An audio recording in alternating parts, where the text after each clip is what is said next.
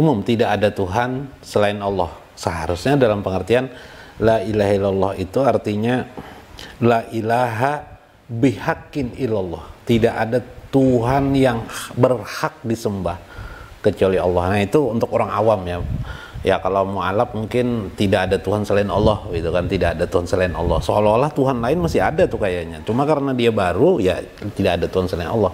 Bagi orang muslim seharusnya pengertiannya sebagaimana dikatakan Syekh Abdul Qadir Al-Khalili ini, kata beliau la ilaha illallah itu bihaqqin, tidak ada Tuhan selain Allah, bihaqqi, dengan hak yang berhak. Tuhan itu yang berhak ilallah.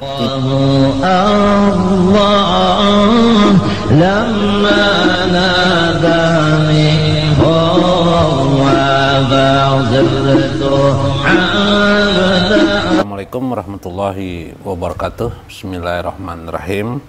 Alhamdulillahirabbil alamin. Allahumma shalli ala sayyidina Muhammad wa ala ali sayyidina Muhammad. Ada pertanyaan tentang kalimat la ilaha illallah Muhammadur Rasulullah, khususnya la ilaha illallah, bagaimana memaknai dalam pengertian syariat, kemudian dalam pengertian tarekat, dan kemudian dalam pengertian hakikat ya, dalam pengertian hakikat, dalam satu tinjauan tentang ma'rifatullah ya. Bagaimana memahami dari segi-segi ma'rifatullah, membedakan sebuah tingkatan-tingkatan pemahaman. Sebelum menjawab itu saya akan memberikan sebuah pemahaman di sini, khususnya pendapat Syekh Ibnu Athaillah dalam kitab beliau Allah. Itu beliau mengatakan begini: wa man arafallah min jihatil iman ata'ahu.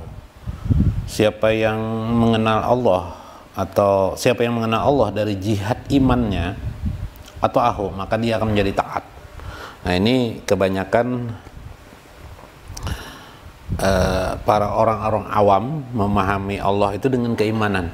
Misalnya rukun iman itu ada 6 perkara itu, maka menumbuhkan tentang ketaatan dia kepada Allah Subhanahu wa taala karena dia percaya tidak ada Tuhan selain Allah, bi kalimatihi la ilaha illallah Muhammadur Rasulullah, maka akhirnya dia melaksanakan Islam dan melaksanakan rukun iman itu ya.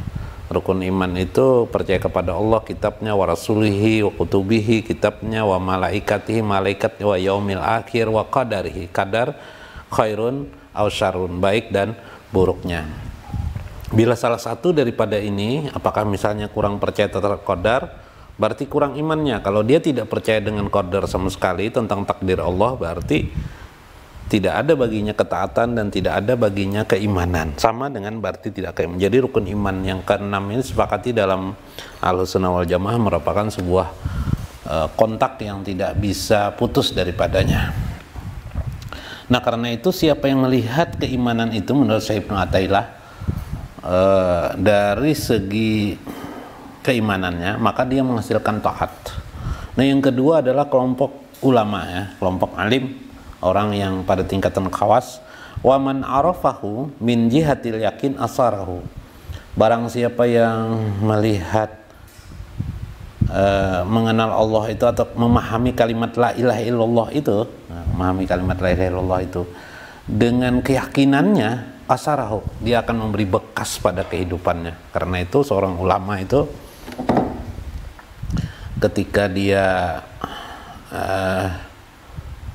berdakwah, dia memang memberikan bekas pada dirinya, menyampaikan dakwah itu tanpa pamrih ya, tanpa keinginan apapun juga, apakah orangnya ada atau tidak ada, dia akan menerima semua itu apa adanya, dia melaksanakan dengan ikhlas. Itu asyarahu, berarti memang membekas pada dirinya dan dia mengekspresikan, mengiklankan agama Allah itu dalam kehidupan manusia dan dalam kehidupannya.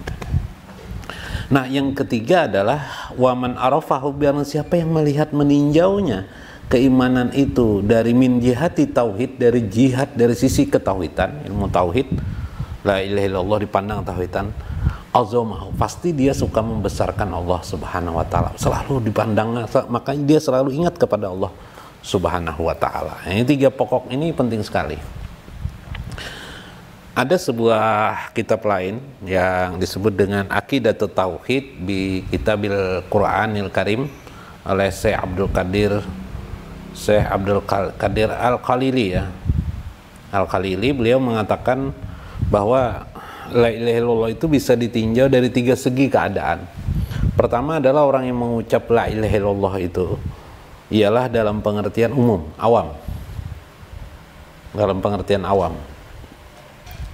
Di situ pengertiannya umum, tidak ada Tuhan selain Allah. Seharusnya dalam pengertian la ilaha illallah itu artinya la ilaha bihaqqin illallah. Tidak ada Tuhan yang berhak disembah kecuali Allah. Nah, itu untuk orang awam ya.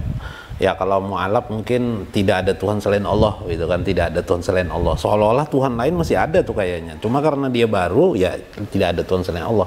Bagi orang muslim seharusnya pengertiannya sebagaimana dikatakan Syekh Abdul Qadir Al-Khalili ini, kata beliau la ilaha illallah itu bihaqqin.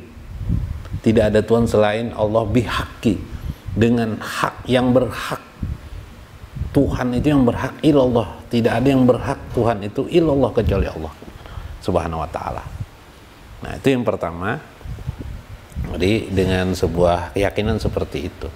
Yang kedua adalah kelompok kedua, muslim mukmin, yang sudah ini tingkatnya sudah makomnya sudah bagus, makomnya sudah tingkat yang kedua atau tingkat wasitah, tingkat yang saniyah yang kedua, makom khawas sudah, yaitu memahami la ilaha illallah itu dalam pengertian la ma'buda illallah bihaqqin illallah. La ma'buda bihaqqin illallah, tidak ada yang disembah, yang berhak untuk disembah illallah kecuali Allah. Nah, ini dalam pandangan ini sudah pada konteks dalam konteks orang ahli tarekah ya sebenarnya, ahli tarekah.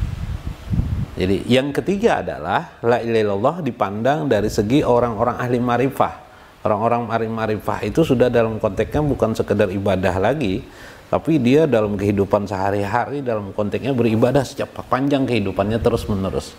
Maka mereka lebih, menurut Al-Khalili, mereka lebih kepada pemahaman la ilaha illallah itu adalah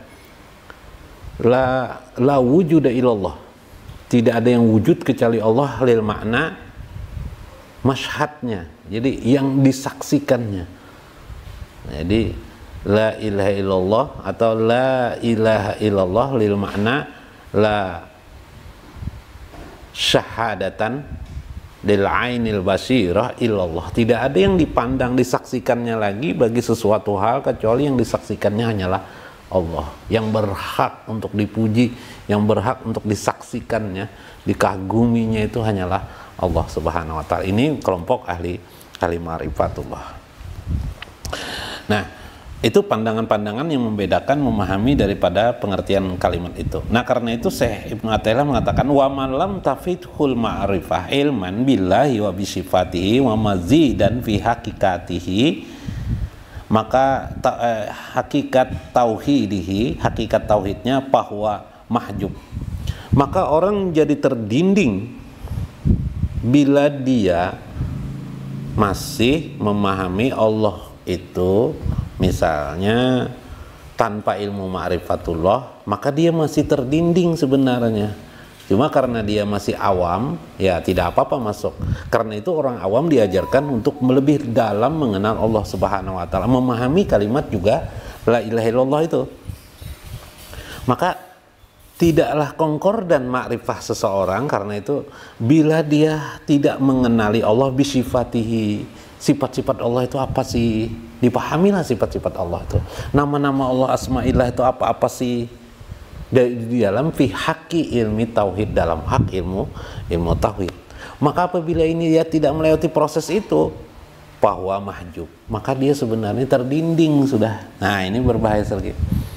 Wal mahjub mafqudun. Nah, orang yang mahjub itu bagaikan tidak ada. Kalau tidak ada berarti seolah-olah dia menghilangkan keimanannya. Sayang sekali kan, sudah percaya kepada Allah tapi dibiarkan saja keimanan itu tanpa diperdalam. Maka lebih jauh mengenal iman kita kepada Allah, lebih mendalam kita mengimani Allah, itu sebenarnya adalah menyelamatkan kita pada dimensi kita jangan sampai terjatuh kepada jatuhnya keimanan kita, apalagi menjadi tidak sempurna keimanan kita. Adapun para ulama, kata saya Ibnu Athaillah, fa innamal ulama an ilmil yakin, karena itu ulama itu memiliki standar mereka, keyakinan mereka pada ilmu yang yakin. Sebagaimana Rasulullah SAW bersabda, al yakinu huwal iman kulluhu. Ketahuilah, yakin itu adalah iman secara keseluruhan. Jadi iman yang diperlukan itu adalah iman yang bulat.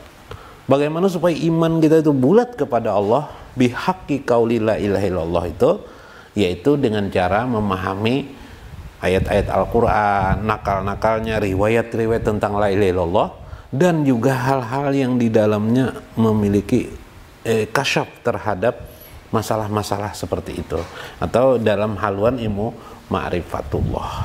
Nah, di sini memahaminya melewati jalur pendapat-pendapat para ulama yang sudah memiliki pengalaman. Yang pertama dulu adalah anfa'u aqwa minat taklid.